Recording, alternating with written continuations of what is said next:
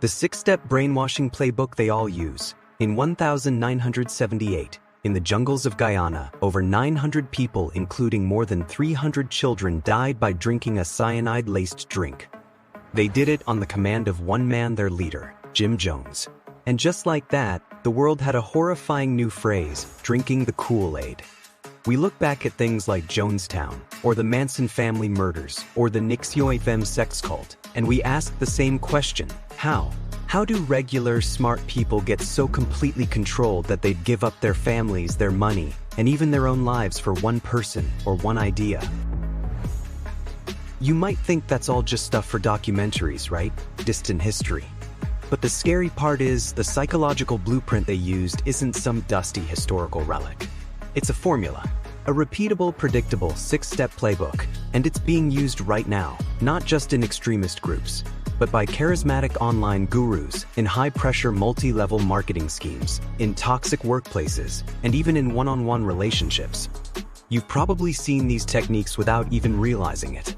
They're subtle. They're designed to bypass your rational mind and hook you emotionally, until you can't tell which of your thoughts are actually yours, and which ones were planted there. So in this video, we're pulling back the curtain. We are going to expose the six-step brainwashing playbook that they all use. Not to scare you, but to arm you. Because once you understand the playbook, you can spot the psychological traps, and you can build an unshakable defense for your own mind. So, how does it start? Every journey into one of these high-control groups begins the exact same way. A predator spots its prey.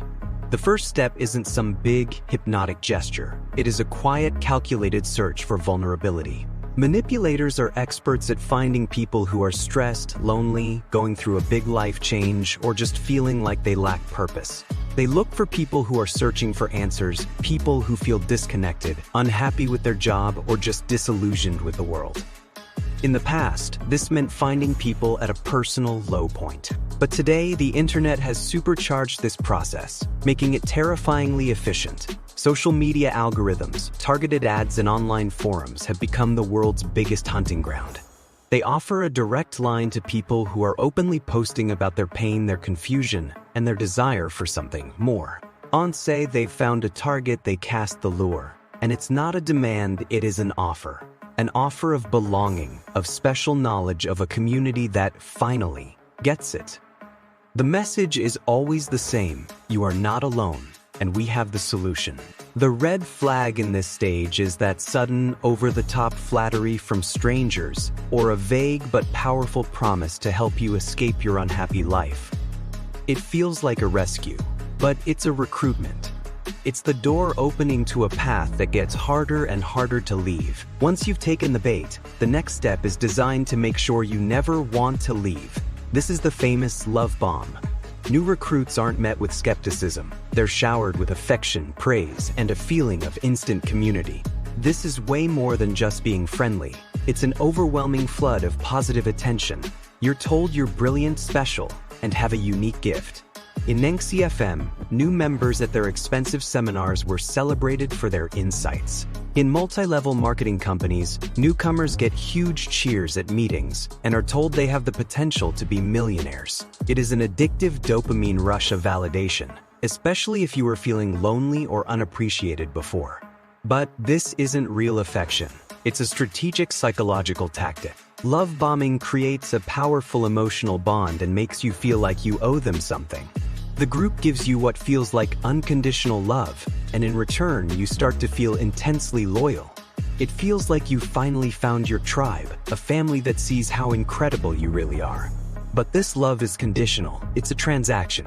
The goal is to create an emotional high so intense that the fear of losing it becomes a powerful tool of control.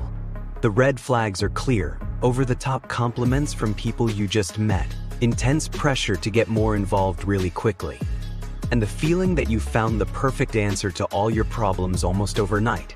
It feels like a dream come true because it is designed to. After that intoxicating high from the love bomb, the playbook takes a darker turn: isolation. A manipulator knows that their influence gets weaker when outside voices are involved. Your family, your old friends, anyone with a different opinion, they're all a threat. So, the third step is to slowly and systematically build a cage around you, cutting you off from your normal support systems. This almost never happens all at once. It starts with suggestions. You'll hear that your friends and family just don't understand the amazing new path you're on. They're written off as negative, jealous, or stuck in the old ways. If a loved one criticizes the group, it's not framed as concern, it's framed as an attack, which only makes you feel closer to your new family. The isolation is also logistical. The group starts demanding more and more of your time. There are new routines, retreats, late-night meetings, and endless workshops that leave no space for your old life. In some cults, this meant moving to a remote commune. In a modern 1950, it means your weekends are booked with recruitment parties, and your evenings are filled with training calls. The psychology here is simple but devastating. By controlling your environment and the information you see, the group becomes your only source of reality. When you are cut off from anyone who might give you a different perspective, the leader's voice becomes the only one you hear. The red flags here are subtle but serious. Being encouraged to pull away from loved ones, having your schedule totally eaten up by the group, and feeling like you have to choose between your old life and your new enlightened one. Okay, so you are isolated. Now what? Step 4. They build a new reality in your head. This is where the group replaces your old worldview with its own rigid black and white ideology. Everything is built around a structure where the leader or the group's doctrine can never be wrong. A key tool here is using thought-stopping clichés and loaded language. Complex problems are boiled down into simple, easy-to-repeat slogans. In XCFM, critics weren't just people with a different opinion, they were called suppressives. In political extremist groups, outsiders aren't just citizens, they are the enemy. This new jargon creates a powerful US versus them mentality and makes it hard to think outside the group's bubble. If you question the jargon, you reveal yourself as an outsider. Doubt is no longer seen as a good thing. It is a moral failure. Questions aren't welcome. They're seen as a sign of weakness or even betrayal. Any failure, whether it is not making money in an 1950 or not reaching some spiritual goal, is always blamed on the individual, never on the leader or the system. You just weren't trying hard enough, believing strongly enough, or following the rules perfectly enough. This creates a closed loop of logic with no escape. The leader is perfect. The system is perfect. If something's wrong, it must be you. This destroys a person's self-trust and makes them even more dependent on the group for answers, locking them into the new reality. So you are isolated and you are indoctrinated. How do they keep you there? Step 5. The leash. This is a relentless system of reward and punishment, and they use it to shape every little thing you do. Compliance gets you rewarded. In a toxic workplace, that might be a promotion or public praise. And in 1950, it's being put on stage at the big conference. These rewards are dangled like a carrot, always keeping you chasing the next level of the leader's approval. But the punishment for stepping out of line is way more powerful. This usually comes in the form of psychological abuse, like guilt, shame, and fear. If you question a rule, you might get publicly shamed in a confession. If you don't hit a recruitment quota, you're told you've let everyone down. That same group that love-bombed you at the start, they can now turn ice cold, taking away the affection and validation you've grown to depend on. This creates a state of constant anxiety, where you are desperate to stay in the group's good graces. It keeps members on a psychological leash, always working harder to please the leader and avoid being punished. The fear of being kicked out, shunned by the only community you have left, is one of the most powerful weapons they have. It ensures that even when people are miserable, they are too terrified to leave. The final step is maybe the most twisted of all, turning the victim into the victimizer. Step 6 is the recruitment mandate. The rule that every loyal member has to become an agent for the group, responsible for bringing in new people. This does two critical things. First, it's the only way a group like this can grow. Whether it's in 1950 pyramid or a religious cult, they need a constant stream of new members to bring in money and keep the leader's ego fed. They are the organization's lifeblood. But more importantly, forcing members to recruit solidifies their own indoctrination.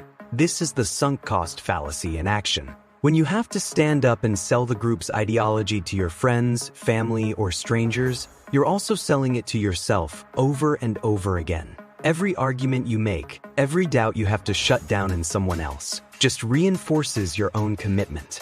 To admit the group is flawed would be to admit you've been lying to everyone, including yourself. This is the stage where you see members posting constantly on social media with fake smiles of success, hosting recruitment meetings, and repeating the exact same scripts they were fed. They aren't just members anymore. They are clones of the system, perpetuating the very cycle that trapped them.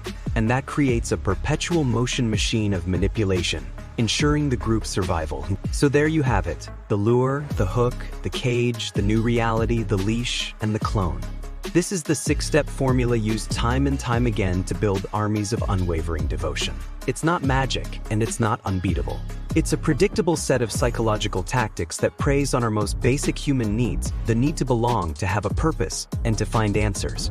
Recognizing this playbook is your first and most powerful line of defense. If this video is ringing any bells, or if you know someone who is getting involved with a group that shows these signs, please share it. In the comments below, let me know which of these tactics you've seen out in the wild. I read all of them. And if you want to keep arming yourself with knowledge against manipulation, make sure you subscribe. The great secret of brainwashing is that it requires your participation. It works by getting you to give up your own critical thinking. But that's a choice you never have to make. By simply watching this video and understanding these steps, you've already started a process called pre-bunking. You are vaccinating your mind against this kind of influence. The best defense against having your thoughts controlled is to know how the game is played. And now, you do.